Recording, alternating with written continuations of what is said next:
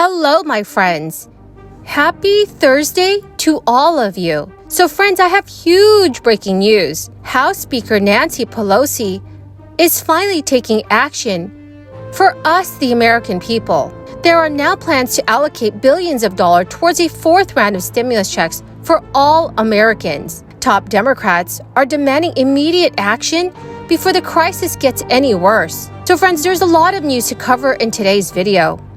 So make sure to watch until the end of this video and do share this video with your friends and family if they need more reliable stimulus news. If you're interested in entering tomorrow's Walmart gift card giveaway, where I'll be giving away 3 $75 Walmart gift cards, please be sure to listen for the keyword from this video. Biden's first year as president, they paid over $1,000 more for energy than they did the year before. Joe Biden is the president of high gas prices.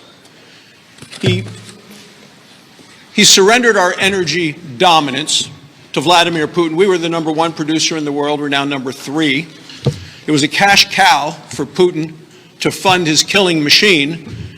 And now the White House is trying to play catch up. The spokesperson at the White House said that, well, we're producing at record numbers. That's not true. We're producing about 1.4 million barrels less a day. 1.4 million barrels less a day than we were right before the pandemic. Big difference. The White House also uses an excuse that they say there are a number of leases out there that haven't been used. Many of them are tied up in red tape coming out of this administration. The lease is just the first step. You need to then get a permission to drill for the energy, and they are blocking those permits. It's like if you rented an apartment, you paid the rent, and then they don't give you the key to move in. Joe Biden has been fighting American energy, it's oil, gas, coal, since day number 1, and that's because he is a puppet on the string pulled and controlled by the climate elitists. Joe Biden would rather turn to dictators like those in Iran and those in Venezuela. So friends, here is the breaking news. Today, House Speaker Nancy Pelosi has said she told the Biden administration to seek tens of billions of dollars in emergency crisis relief, suggesting it will take more than $40 billion to meet the needs of the U.S. and the larger global community. President Biden had initially asked Congress for the $22.5 billion in new funding to fight this ongoing crisis. However, that figure was whittled down to $15.6 billion in the face of Republican opposition on Capitol Hill. Earlier today, Pelosi said that even the larger $22.5 billion figure was just too small, arguing it would provide relief only through the early part of the summer, before Congress would need to approve more.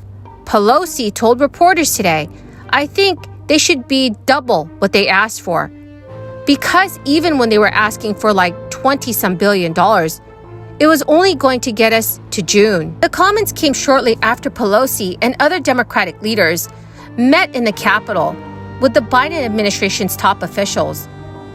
In seeking $22.5 billion for crisis relief earlier this month, the Biden administration has said it would cover the immediate needs of the crisis response over the next few months. The request proposed that a large bulk of the funding, which is $4.25 billion, would provide help abroad through the State Department and U.S. Agency for International Development. However, many Republicans have balked at the figure, saying it was both too high and needed to be paid for by spending cuts elsewhere in the budget. But bipartisan negotiators have come to an agreement on the $15.6 billion. So, my friends, what are your thoughts on this? Do you think that Congress should pass more funding for crisis relief aid? Please leave your thoughts in the comments section below. During an interview today, Transportation Secretary Pete Buttigieg said that inflation should moderate once supply chains get back to normal. When asked about the current inflation levels, Buttigieg told Yahoo News, "I don't think anything is permanent, but I think it's clear that this is a serious economic issue. The president has been focused on prices and the effect on Americans for some time. This week, the Biden administration unveiled a new program designed to tackle inflation by improving data visibility in supply chains. The initiative, which is led by Buttigieg and National Economic Council Director Brian Deese, is called Freight Logistics Optimization Works. The data sharing initiative focuses on ensuring companies have insight into what and how cargo is being moved around the supply chain.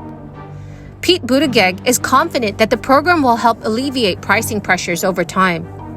He said, "What it looks like over time is less pressure on shipping times, and then ultimately on shipping costs, which does mean lower prices or at least less of an acceleration of prices that people are facing every day." So, my good friends, what do you think? Do you think that this data sharing initiative program will help ease the rising inflation? Please leave your thoughts in the comment section below. Friends, the keyword for this video is watermelon.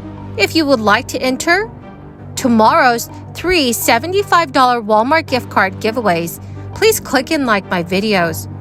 Comment below this keyword and additional keywords from any video of mine that you watch. And please do make sure that you're also subscribed to my channel. Thank you so much, friends. There is great news for New Yorkers this year. More than $64 million in federal funding will be used to provide one-time payments to struggling New Yorkers, including those with children or living in multi-generational households, to help with their expenses amid this ongoing crisis.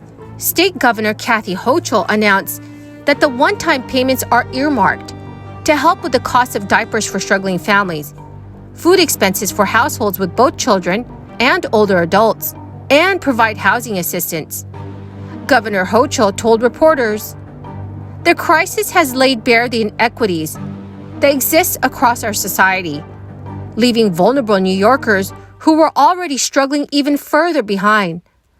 This critical funding will help tens of thousands of families pay for food and diapers. So starting this month, the state will issue one-time payments to all families that are enrolled in the Public Assistance or the Supplemental Nutrition Assistance Program who have a child under the age of 3 years old."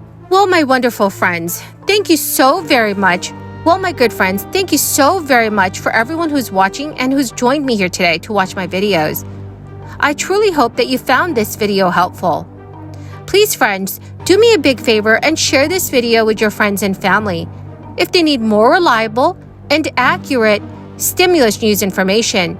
Thank you very much and have a wonderful and blessed Thursday.